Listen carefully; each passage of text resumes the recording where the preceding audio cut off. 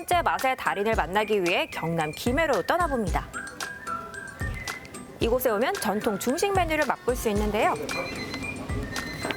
수많은 중화 요리 메뉴 중 남녀노소 모두의 입맛을 사로잡은 주인공은 바로 쫄깃한 피와 진한 육즙을 자랑하는 중식 수제 여기만 독특한 만두입니다. 맛이 있기 때문에 아직까지 40년 지난데도 지금도 한 번씩 와서 친구들과 와서 즐기곤 합니다.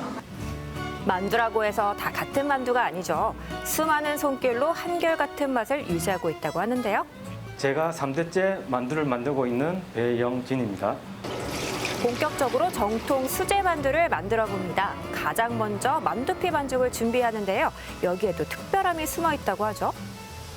소금을 넣는 이유는 반죽이 쫄깃쫄깃하게 나오게 하기 위해서고, 식용유를 넣는 이유는 반죽 자체가 촉촉해지라고 하는 겁니다.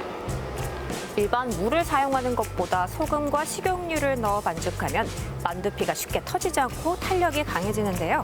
거기에 오로지 수제로 손반죽을 해 반죽에 찰기를 더한다고 합니다. 정성스러운 손맛이 한결같은 맛의 비결 첫 번째라고 할 수 있죠. 만두피 반죽이 끝났다면 이어서 비장의 재료가 등장하는데요. 항아리 속에 든 이곳의 정체가 궁금하시죠? 콩하고 무말랭이하고 기름하고 섞어서 숙성을 시키는 건데 한 일주일 정도 숙성을 시켜요. 그러고 나서 반죽할 때 반죽을 다 한 다음에 반죽에 도포를 시키면 반죽이 쫄깃쫄깃하기도 하고, 그리고 수분이 날아가지 않기 때문에 촉촉합니다. 반죽에 신경 그렇게 정말 많이 하기 위해서 쓰네요.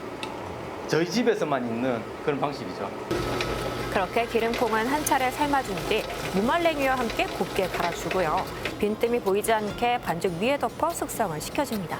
더욱 부드러운 맛을 위해서는 반죽에 손상을 주지 않고 최적의 압력을 가해줘야 하는데요.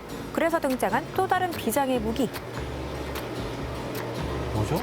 돌인가요?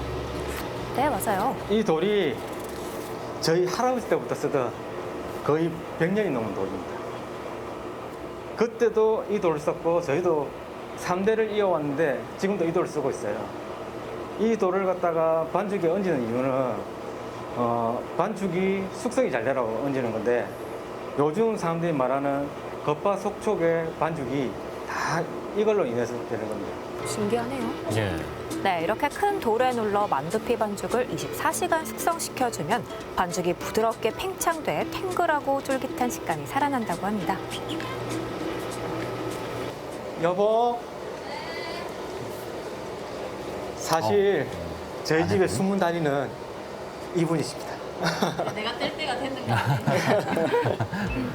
만두피는 반죽도 중요하지만 한치의 오차도 없이 적당량을 떼는 것도 중요한데요. 손놀림만 봐도 달인의 포스가 느껴집니다. 그냥 뚝뚝 이렇게. 달인이잖아요.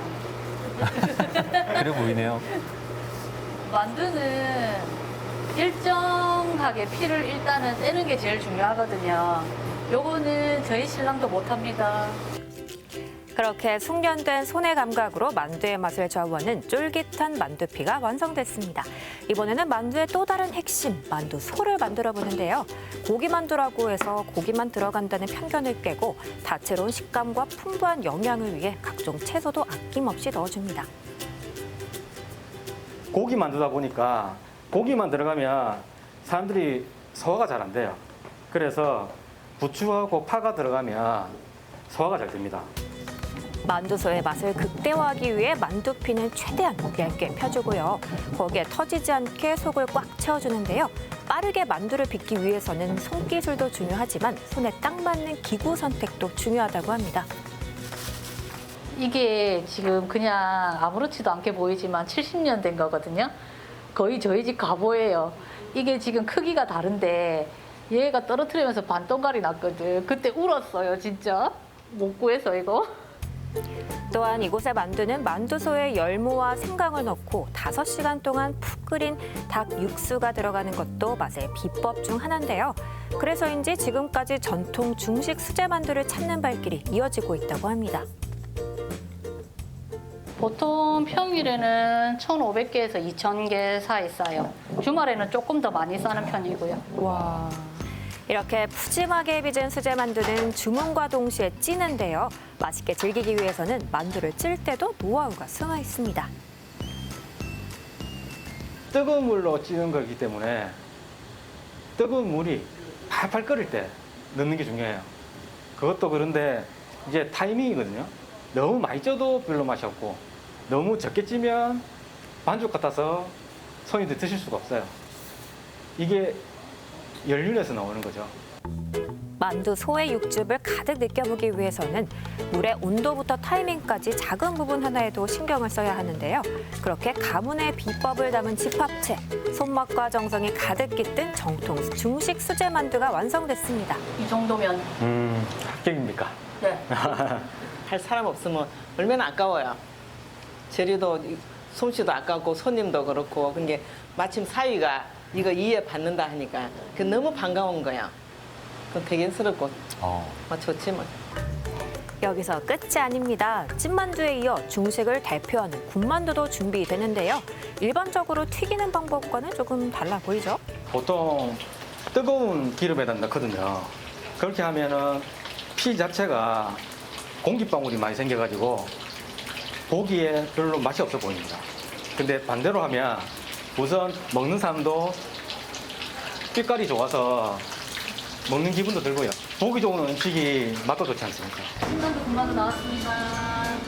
차별화된 제조 방식으로 완성된 특별한 만두의 향연. 대를 이어온 맛과 만두의 진한 육즙은 남녀노소 모두의 입맛을 사로잡았다고 하는데요. 너무 맛있다.